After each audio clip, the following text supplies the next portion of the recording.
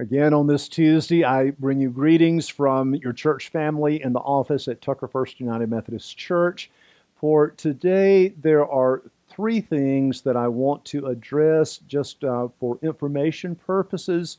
The first involves updates on COVID-19 and where we are in this whole process. Our Health and Welfare Committee continues to meet every week, and what we are working on now and hopefully will have available to get out to the congregation within the next week is a simple one-page summary of where we are at three different levels. What we are looking at as phase one, what we are looking at as phase two, and then phase three. In reality, there is a fourth phase, and that is where we are right now and where we have been for the last few months. And the current situation is this statement, this reality that we are safer at home than we are outside of the home. And that is the reality of where we have been living our lives. When we talk about phase one, what we are talking about is moving from this reality of being safer at home into the things that will be involved in gathering back for in-person meetings, and that's probably going to begin with a focus on in-person worship. And we are trying to have clarity in what phase one of in-person gathering is going to look like. We have continued to sound a consistent message that we are not as concerned about designing a time frame of when that is going to take place as we are trying to be discerning of the signs of the times, looking at the data, looking at the reality of what's going on, and using that to try to come up with a time that we can move into phase one where we can do so with a high degree of confidence that we can do that in a safe manner.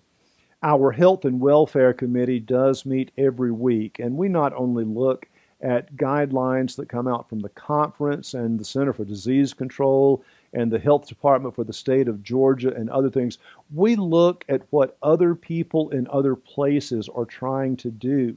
Recently, I've looked at some guidelines from the state of Wisconsin. I sat in on a 2-hour video conference from the conference in Florida and looking at what other places are trying to do as well as what individual churches are doing.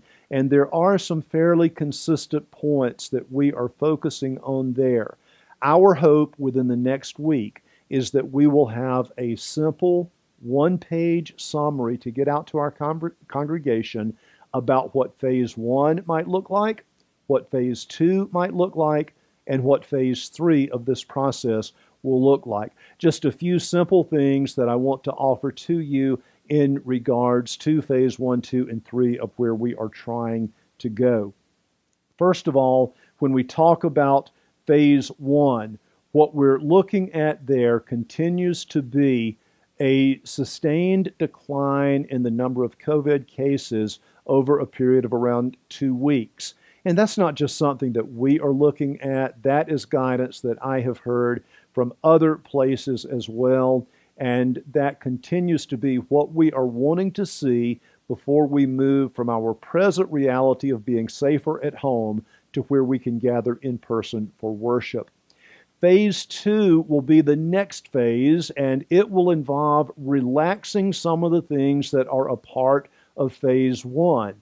And again, we cannot put a time frame on that. That involves evaluation of what's going on during phase one. It's going to be based on using the data that is taking place in real time, and it's going to involve some careful observation. But in phase two, we will have some understandings of what we think that is going to look like and some of the things that might be relaxed from phase one. And then the third step will be phase three. And again, that will involve some relaxing of things that took place in phase two. Phase three is going to be a projection of what we think the new normal is going to look like once we come out on the other side of everything that we're dealing with right now. Things are probably never going to go back completely to the way that they were before, but we are looking at what we think is going to be involved in that. And again, that is going to involve some careful observation of real-time data of what's going on in the world. When we think about entering into that phase 3, however long that takes to get back into the new normal, I did find a statement from another conference that is looking at this that caught my attention, and there were a couple of sentences in their information that I want to share with you. This is what they wrote about looking at phase 3 and reevaluating real-time data for that. They wrote, "It's possible that conditions will not improve, but infections will increase again.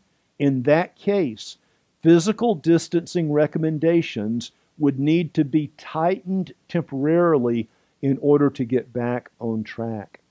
Looking at the real-time data of what's going on, an acknowledgement that there could come a time where the number of cases would spike again and increase, and that calls for us to refocus on the sheltering in place, that we are safer at home. And that is the reality of where we are in Georgia right now. For a couple of weeks, I have mentioned that the number of cases is increasing, and that peaked this past weekend. We had seen what was referred to as the peak of all of this back in early April, and for 2 months there had been a little bit of a decline, but mostly holding level until a couple of weeks ago when the number of cases started increasing again. And then this past weekend, for 2 consecutive days, that spike completely obliterated the rate that we saw back in early April. And right now, there are more cases than there have ever been in Georgia. The situation is worse now than what it was. And a few people that are experts in looking at this are saying that they feel like we may be closer to the beginning of this than we are to the end. That's kind of scary to me. It's not what I want to hear. I'm ready to get back. I want to get back to in-person gatherings, but I cannot in good conscience recommend that until we feel like there is a safe way to do so. I hope within the next week that we will have some clear understandings of what phase 1, phase 2, and phase 3 are going to look like. And when you get that, we would ask for your understanding with this. And certainly we would ask you to be in a spirit of prayer, that you will pray for a spirit of discernment and for wisdom within those that are on our Health and Welfare Committee, and that you would pray for patience as we look for that time when we feel like that we can recommend that it's safe to come back together. Until that time comes, we will continue to look at all of the real-time facts as best we can and try to make sense about how that applies at Tucker First United Methodist Church. That was the first thing that I wanted to address. There are 2 other things that I want to mention. While we are in this COVID-19 pandemic, that doesn't mean that everything else is stopped at the church. We have continued to be in ministry, but there are other things going on as well that I wanted to update you about, and just to give you a little bit of information and give you an idea of what we are trying to focus on. Recently, there have been some conversations about the things that we are doing in worship, specifically regarding some of our visual imagery in worship, and some concerns voiced about some of that. And so what we are planning to do is, once we get through some of this COVID-19 and online worship taking place, when we get ready to come back together in worship, we want to offer a congregational survey that will give the members of our congregation an opportunity to voice where they are in terms of some of the visual imagery that is a part of our worship times.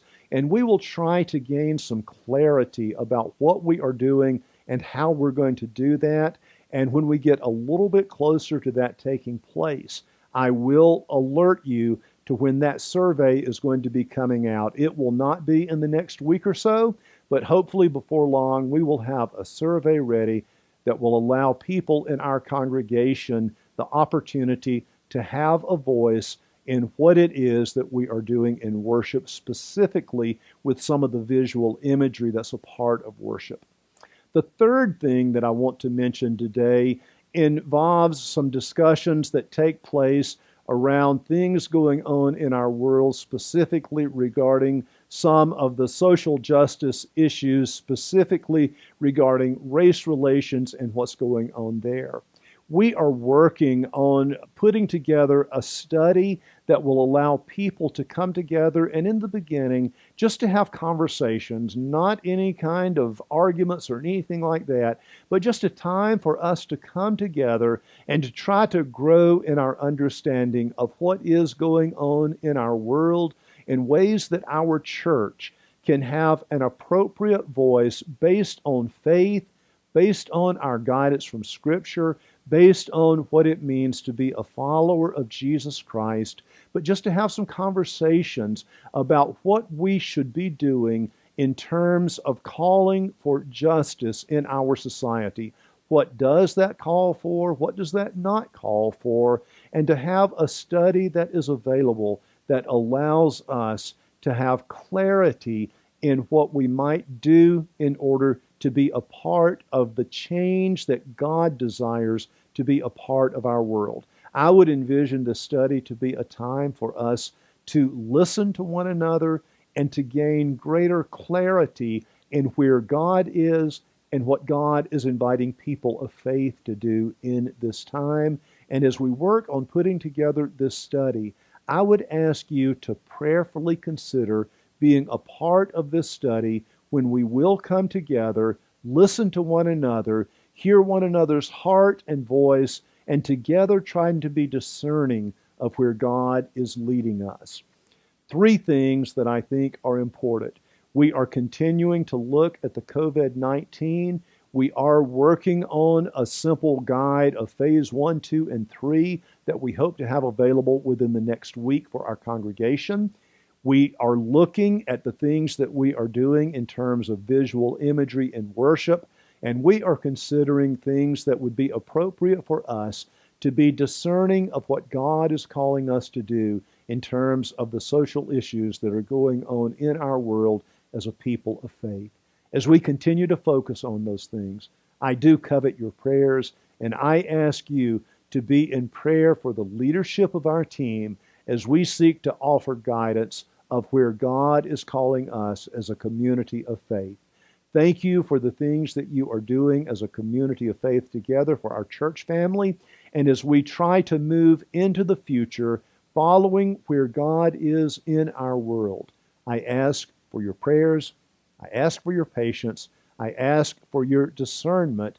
And as we move forward together, I continue to pray that God will keep you safe in this time. God bless you this day. Amen.